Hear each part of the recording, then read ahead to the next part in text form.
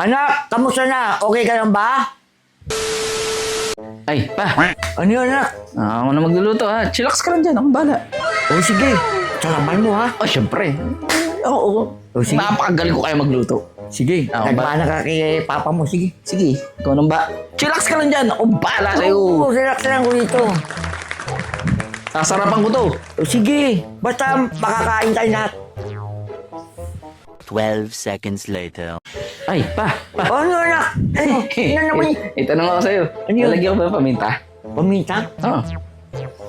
Sige, lagyan mo. Oh, sige. Sige, ako bala. Diyan, chillax ka lang dyan. Chillax ka lang. A few moments later. Ay, pa. Pa. Ano yun? Tanong pala ako sa'yo. Saan ba nakalagay yung asin? Hindi sa lalagyan, sa kusina. Kusina? Oo. Sige. Chillax ka lang dyan. Ako bala sa'yo. Oo, sige. Sasarapan ko to. Oo. A few minutes later. Pa.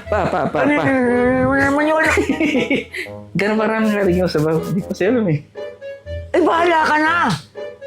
Ako ang bahala. Oo, isang balong-balito, ang balusin na kita. Sige na. Ang bahala sa'yo. Sige na, sasarap ako na. A few inches later. Ay, pa. Ano yun? Kasi hindi ko alam, lalagyan ba ng luya yun? Ay, naku anak, matutuluyan ka sa akin, maambalis ka na kita. Puro tanong ka na, kala ko ba mag-relax ako? Hindi na relax ito, anak. Wala kayo yun, balik-balik, tanong-tanong. Alam mo, magaling ka na magluto. Hindi ko kasi alam eh. Sige, ako bahala. Ang balusin na kita. So much later that the old narrator got tired of waiting and they had to hire a new one. Anak, kamusta na? Okay ka lang ba? Okay lang ako pa. Aray. Masabak tuloy ako. Ang kulit ko eh. Ayos yun.